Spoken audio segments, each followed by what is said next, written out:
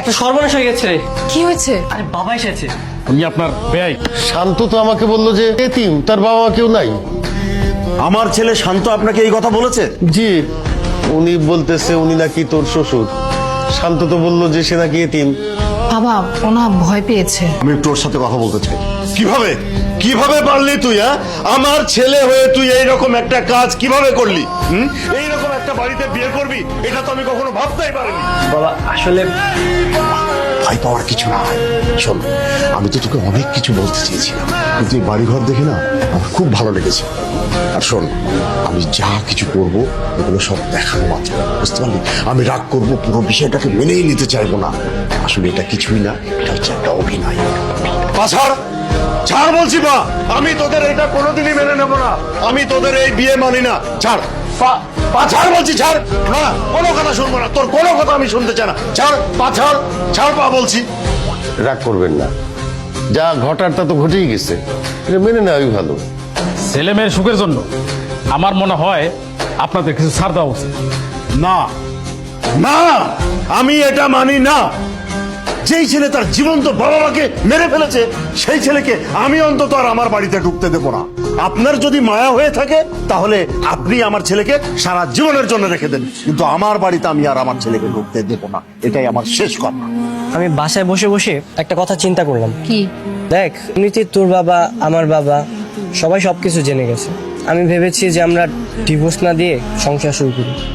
শান্ত তুই হঠাৎ এরকম চেঞ্জ হলি কি করে? এটা কিন্তু কথা ছিল না। দেখ, ভেবে দেখতে পারিস কিন্তু। কোনো ভাবাভাবি নাই। আমি কালকে রবিনের সাথে দেখা করব, দেখিও কি বলে। একটা বুদ্ধি পেয়েছি।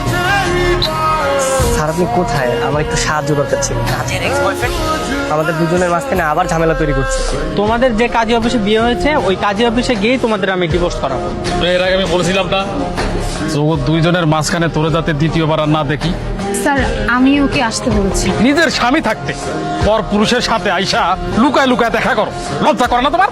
ওরা এখন আমি থানায় নিয়ে গিয়া তোর পিছন দিক দিয়ে যদি আমি ডিম থেরাপি না দিছি, কথাটা মনে রাখ। কি ব্যাপার, এরকম রাগ করে চলে আসলি? জানিস না তুই কি করেছিস? তুই ইচ্ছা করে সবকিছু করেছিস। পুলিশে কে খবর দিয়েছে বল? তুই কি আমার বন্ধু না শত্রু বলতো? তুই এইভাবে পুলিশকে ডেকে এনে রবিনকে পুলিশের হাতে তুলে দিলি। তুই জানিস না আমি রবিনকে ভালোবাসি। তোকে বন্ধু ভেবে বিশ্বাস করাটা আমার সব থেকে বড় ভুল হয়েছে। এখন থেকে তোর মতো থাক, আমি আমার মতো থাকবো। বাবা শান্ত আর আসবে না। কেন?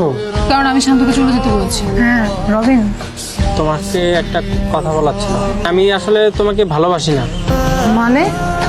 মানে আমার লোভ ছিল তোমার টাকা পয়সার উপর। আমি ভেবেছিলাম তোমাকে নিয়ে পালিয়ে বিয়ে করব, তারপর টাকা পয়সা নিয়ে তোমাকে আমি ছেড়ে দেবো। কি বলছো তুমি এসব? আমি ঠিকই বলছি। এর আগেও আমি দুজনকে ঠকিয়েছি, প্রেমের নাটক করে তারপরে ছেঁকা দিয়ে টাকা পয়সা নিয়ে পালিয়েছি। বিআই সাহেব, আমি নাজিয়ার বাবা। ও আচ্ছা, এই যে রাগ করে চলে গেলেন, আর তো এলেন না। এদিকে এসে দেখছি ছেলেটাও রাগ করে চলে এসেছে। এক কাজ করেন না বিআই সাহেব, আপনি বরং চলে আসেন আমার এখানে। তোদের ব্যাপারে কথা হলো, আমরা নতুন করে সিদ্ধান্ত নিয়েছি তোদের এই বিয়ের ব্যাপারটা আমরা আবার ধুমধাম করে করতে চাই। তুমি এসেছো? আমি তো ভেবেছিলাম তুমি আসবে না। কি হয়েছে বল, কি বলবি? তাই একদম তুই তাকারি করবে না। দেখছো না আমি তুমি করে বলছি। বাবা কি রোমান্টিক! হ্যাঁ, ঘটনা কি? ওমা, স্বামী স্ত্রী রোমান্টিক হবে না তো কে হবে শুনি? কি হয়েছে বল। অনেক ভেবেচিন্তে দেখলাম বুঝছো, তাই রবিনের চ্যাপ্টারটা ক্লোজ করে দিয়ে আসছি। ভাবলাম বাকি জীবনটা না হয় তোমার সাথে কাটিয়ে দিব। জীবন তো একটাই, তাই না? তুমি কি সিরিয়াস? তা নয় তো কি, আমি কি ফাইজলামও করছি?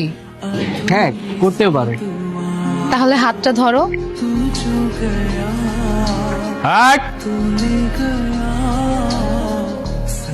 আরে তোমরা এখানে এখানে কি করতেছো তোমরা?